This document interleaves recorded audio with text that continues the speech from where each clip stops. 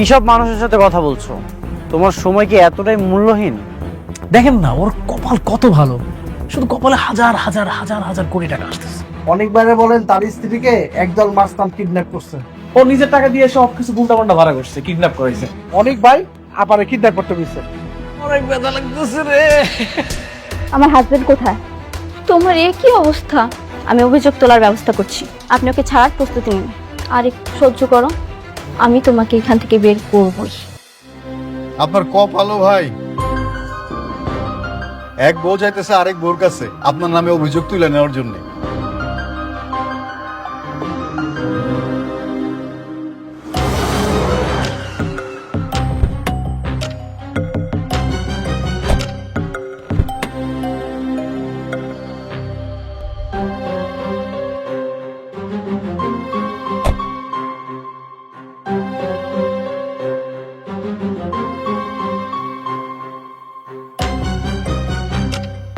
আম্মা, আম্মা,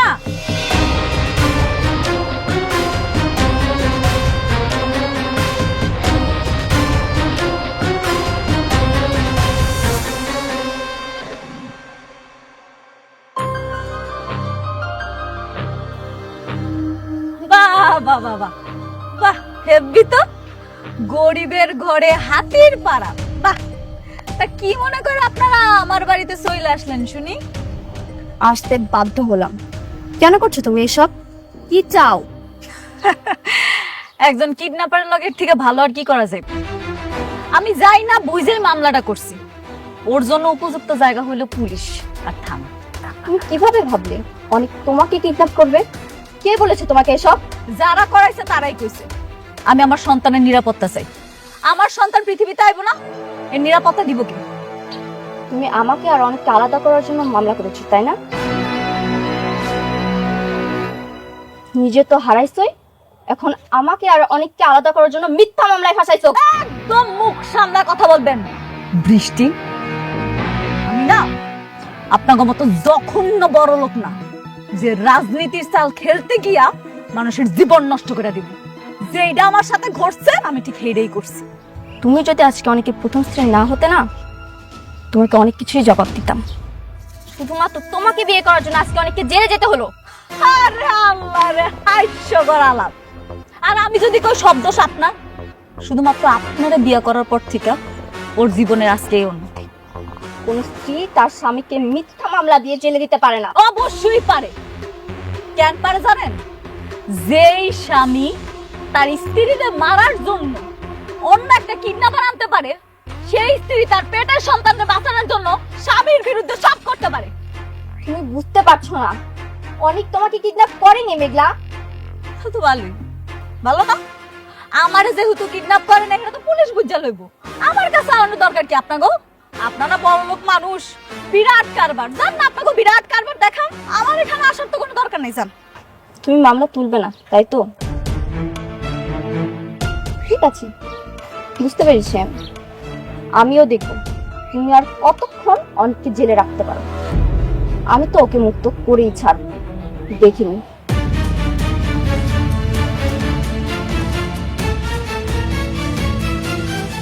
চলো স্যার। আচ্ছা, তুমি একটা কাজ করো, তুমি তোমার বাবাকে জানাও, ওনাকে জানালে নিশ্চয়ই কোনো একটা ব্যবস্থা করবে। তুমি ঠিকই বলেছো, বাবাকে জানাতে হবে।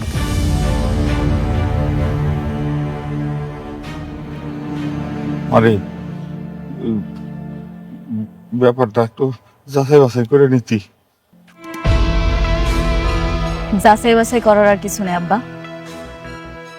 যা ঘটছে তাই রটছে।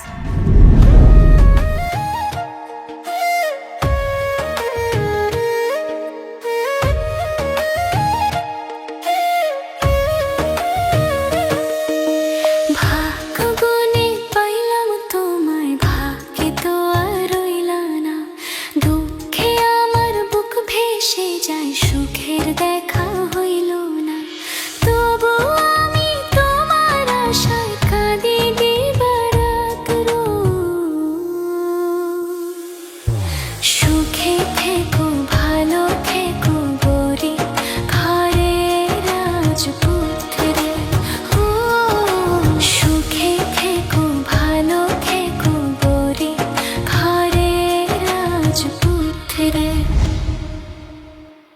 আঙ্কেল, আমি তো হাজার হাজার কোটি টাকার মালিক হয়ে যাচ্ছে।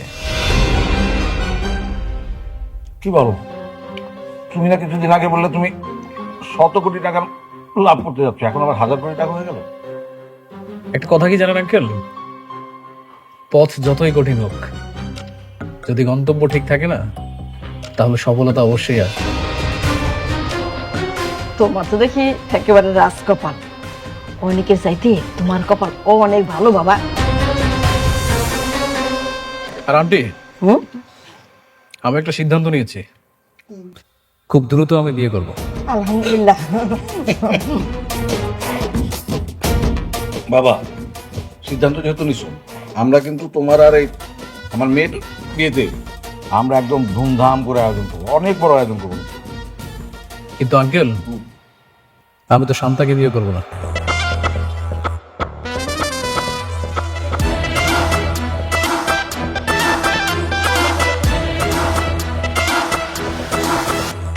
আমি বিয়ে করবো মেঘলাকে, অনেকের স্ত্রী মেঘলা। কি বলছো এসব? আমাকে রেখে ওই বস্তির মেয়েকে বিয়ে করতে যাবে? কাকে বস্তির মেয়ে বলো? মেঘলা হাজার হাজার কোটি টাকার মালিক। তারপর তুমি অনেকের পরে কেন বিয়ে করবে? মানে তোমার সঙ্গে তো কথা ছিল যে তোমার সঙ্গে শান্তার বিয়ে হবে। আমার কপালটাই পোড়া, যাকে বিয়ে করতে চাই সে ওই বস্তির মেঘলাকে বিয়ে করতে চায়। আঙ্কেল, অনেকরে তো শত্রু বানায় জেলে পাঠাই দিচ্ছে, আর এই মুহূর্তে মেঘলাও একা। তোকে যদি আমি বিয়ে করতে পারি তাহলে হাজার হাজার কোটি টাকার মালিক হয়ে যাব। কিন্তু বাবা, সব সম্পত্তি পাওয়ার পরে তুমি কি আমার মেয়ের বিয়ে করবা? অবশ্যই করব। সম্পত্তি পাওয়ার পর বস্তির মেয়ে বস্তিতে। দেখো রাতুল, আমার ভাতিজারে কিন্তু খুব সাবধানে হ্যান্ডেল করবে। যে কখন কি করে ফেলবে তার কিন্তু ঠিক নেই। আপনি এটা নিয়ে টেনশন করবেন না, আপনার ভাতিজা আমার কিচ্ছু করতে হবে না। এখন আপনি খোঁজ নিয়ে দেখেন, ওকে পুলিশ এই মুহূর্তে ধরে হয়তো হাড় হাড্ডি ভেঙে দিয়েছে। আপনি কেন রিল্যাক্স।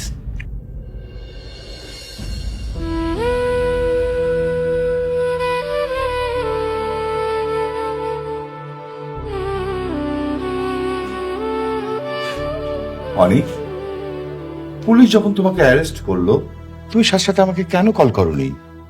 পুলিশ তোমাকে মেরে আহত করলো, আমি যদি জানতে পারতাম তোমার এই অবস্থা কোনো মতেই আমি করতে দিতাম না। বাবা, সব কিছু হঠাৎ করে এমনভাবে হয়ে গেল, আমি কিছুই বুঝতে পারিনি।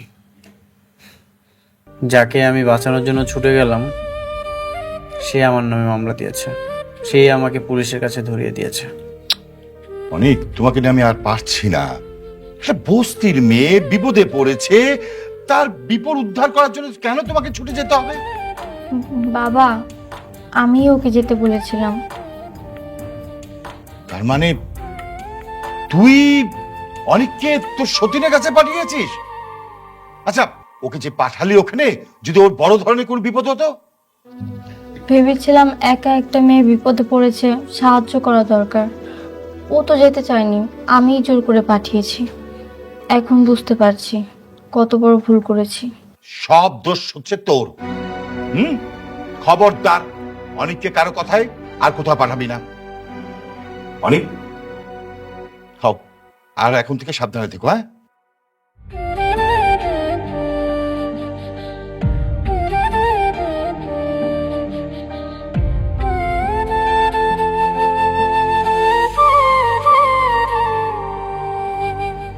শোন মা, এই থানা পুলিশ মামলা এইসব আমাগো জন্য নামা।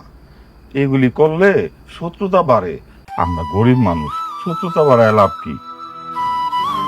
হরে মা, তোর আব্বাই ঠিকই কইছে। আমরা গরিব আছি, ভালোই আছি। এই কোটিপতি পোলার লগে তোর বিয়া হইয়া এই যে আমাগো বিপদ শুরু হইল, আল্লাহ জানে এই বিপদ থেকে আমরা কবে উদ্ধার হবো। আমি এখন কি করুম তোমরাই কও? কেউ যদি আমার পায়ের পা দিয়ে ঝগড়া করতে আয়ে, আমি কেমনে এমনি ছেড়ে দিব? আমি কিচ্ছু করুম না। না রে মা, আমার মনে হয় না ও তোর কোনো ক্ষতি করবে। যদি আমার কোনো ক্ষতি না করে তাহলে তো ভালোই। আব্বা, আম্মা, আমি তো আমার ভালোটা বুঝি না, এখন থেকে তোমরা যেটা কইবা হেরে দিব। মারে, আমি কই কি, এই তুই এক কাজ কর, ওই অনেকের নামে যে মামলাটা করছস ওইটা তুই তুইলে নে। আর সত হইলো তো তোর পেটের বাচ্চার বাপ। হরে মা, সেইটাই ভালো হইব।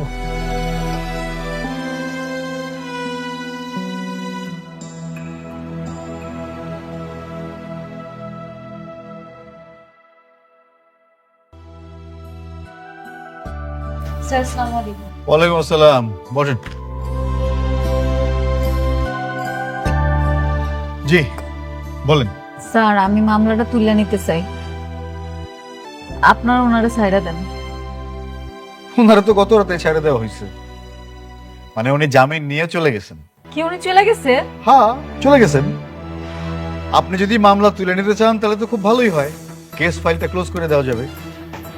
এই মানে আপনারা কি ওনারা মারছেন?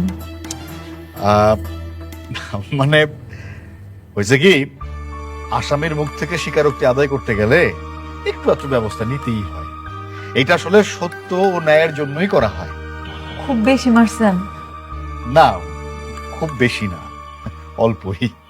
আপনারা ওনারা কেন মারছেন? আমি তো আর মারতে বলি নাই, শুধু শুধু একটা লোক কষ্ট পাইলো না। আপনি বলেন নাই ঠিক আছে, কিন্তু ওই যে আপনার সাথে যিনি আসছিলেন রাতুল সাহেব, উনি তো যাওয়ার সময় ইশারায় আমারে দেখাই দিয়ে গেলেন যেন একটা উত্তম মাধ্যম দিই। এই জন্যই তো গায়ে হাত তুলতে হইল। কাজটা আপনারা মোটেও ঠিক করেন। আজও বুঝো জাহিদ, এদের নিয়ে আর পারি না। কখন যে কি বলে তার কোনো ঠিক নাই। এদের কথা মতো কাজ করলেও বিপদ, না করলেও বিপদ।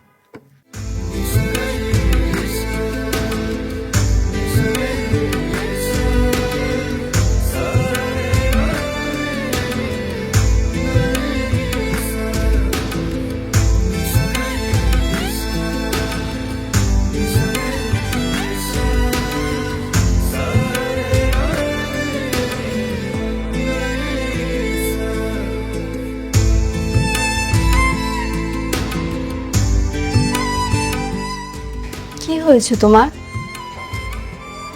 তুমি কাঁদছো কেন? কিছু হিসাব মিলাতে পারছি না। যখন মানুষ বিপদে পড়ে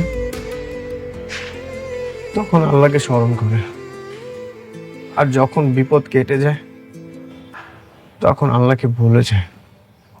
মানুষ এমন কেন? তুমি এসব ভেবে কান্না করছো? একটা মানুষ এতটা অকৃতজ্ঞ হয় কিভাবে?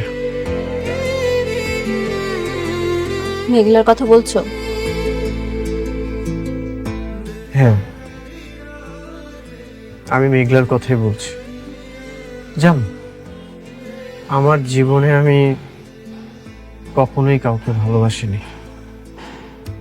তুমি আমাকে কতবার প্রপোজ করেছিলে, তাও তোমাকে আমি ভালোবাসিনি। তোমার প্রপোজাল আমি অ্যাকসেপ্ট করিনি। আমার একটা ইচ্ছা ছিল, আমি যখন বিয়ে করব আমি আমার বউকেই ভালোবাসবো, আর তার জন্য আমার সব ভালোবাসা আমি জমা রেখেছিলাম। যার সুখের জন্য, যার ভালো থাকার জন্য আমি এত কিছু করলাম, সে এইগুলোর এই প্রতিদান দিল। আমার এত উপকারের প্রতিদান এত জঘন্যভাবে আমাকে ফেরত দিল। তুমি এসব ভেবে কষ্ট পেও না, যত ভাববে তত কষ্ট বাড়বে। তুমি ওকে ভুলে যাও। হ্যাঁ, আমি ওকে ভুলে যাব। আমি ওর কথা ভেবে কেনই বা কষ্ট পাবো? তুমি আমার পাশে আছো, তুমি থাকলে আমার আর কাউকে প্রয়োজন নেই। আমি সারাটা জীবন তোমার সাথে থাকবো, তোমার বিপদে আপদে তোমার পাশে ছায়া হয়ে থাকবো।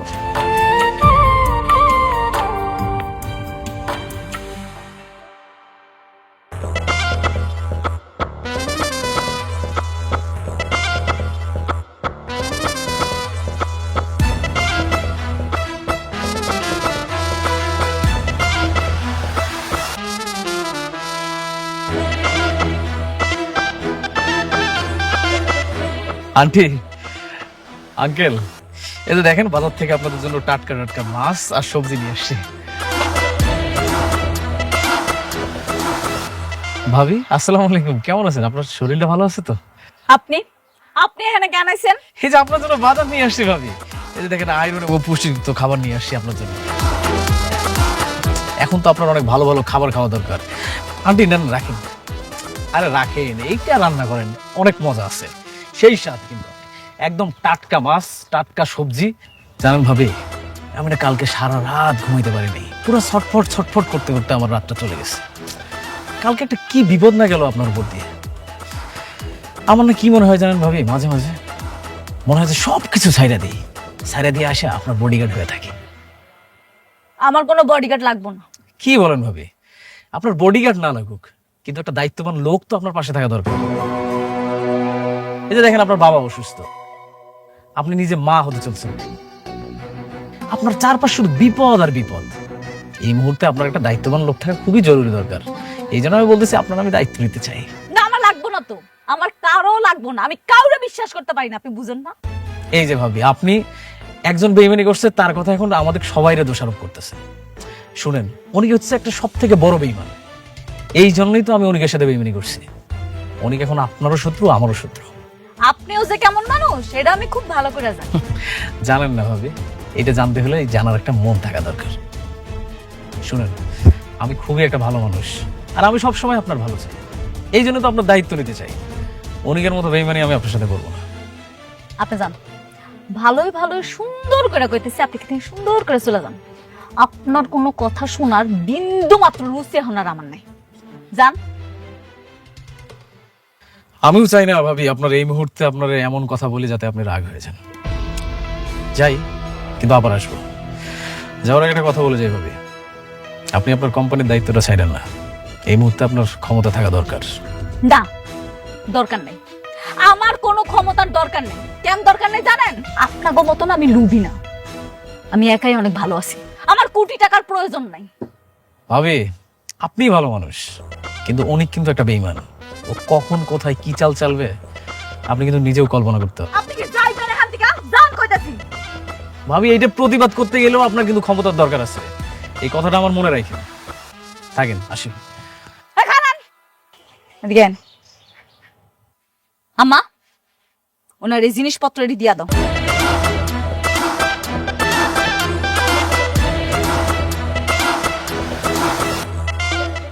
নাও বাজার নাও, এগুলো বাজার আমাকে লাগবো না।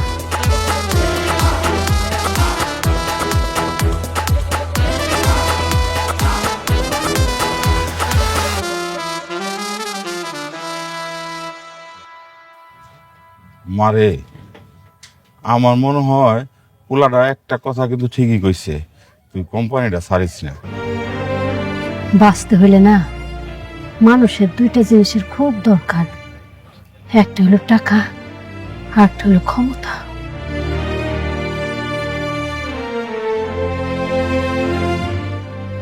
তোমরা ঠিকই কইছো, আমার আরো শক্ত হইতে হইব। এখন থেকে তোমরা যা কইবা আমি তাই করব। আমি অফিসে যাব না। আমা, তাই কর।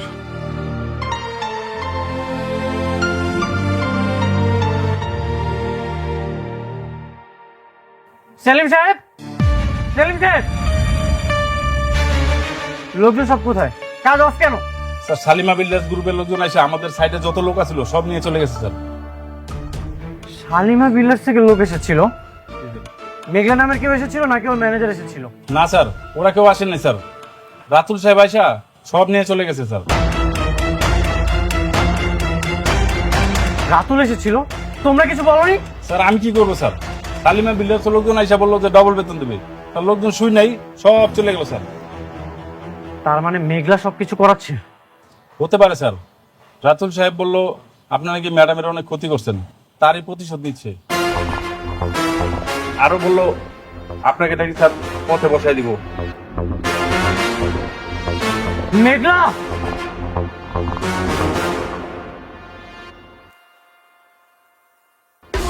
কোথায় যাচ্ছেন? অনুমতি ছাড়া যাওয়া যাবে না। আমি মেঘলার সাথে দেখা করতে চাই। না, অনুমতি ছাড়া যাওয়া যাবে না। আমার কোনো অনুমতির প্রয়োজন নেই। আপনি কি রুলস মানেন না? আপনি সবাই শোনেন। এই ব্যারিকেড ধরেন তো নাকি?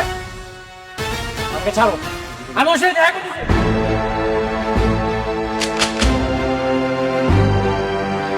ওনার সাইডে দেন।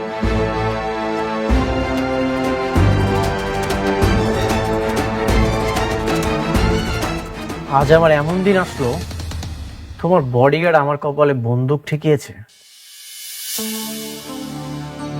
আপনারা যান।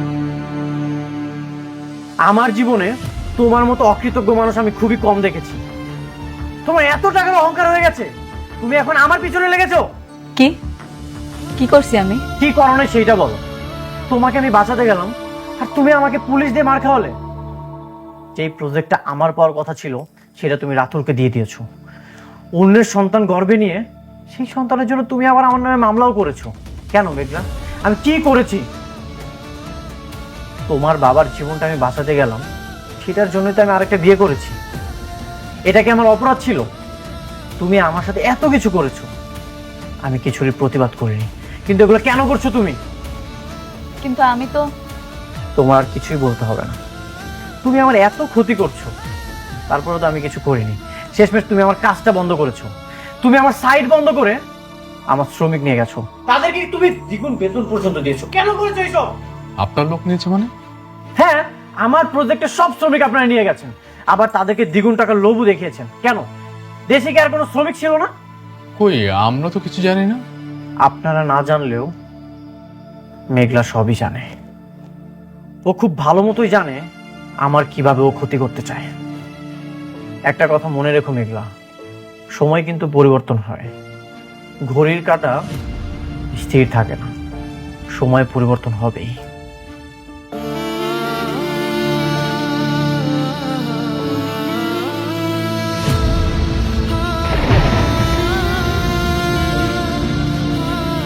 ম্যাডাম, আপনি মন খারাপ করবেন না।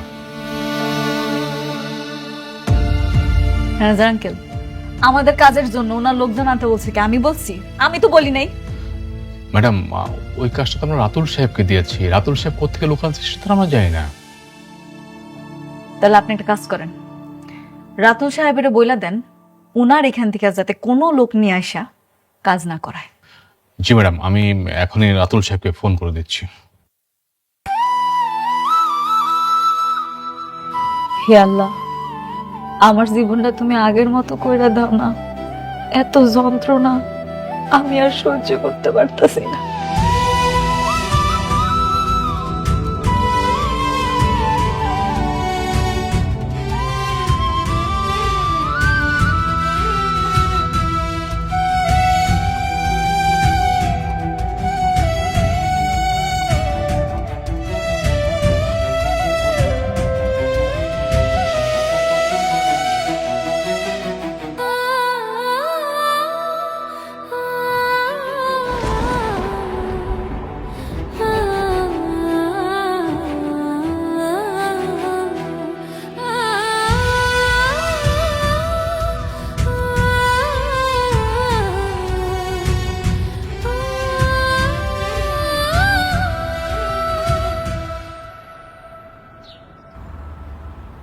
আপনার বাচ্চার বাবা যদি সত্যি সত্যি আপনার স্বামী হয়, তাহলে ডিএনএ রিপোর্ট আলাদা হলো কিভাবে?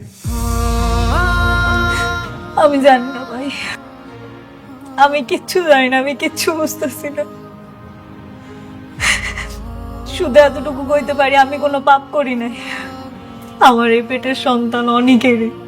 আমি আপনার আবেগ বুঝতে পেরেছি, কিন্তু আইনের কাছে আবেগের কোনো মূল্য নেই। আইন খুঁজে প্রমাণ।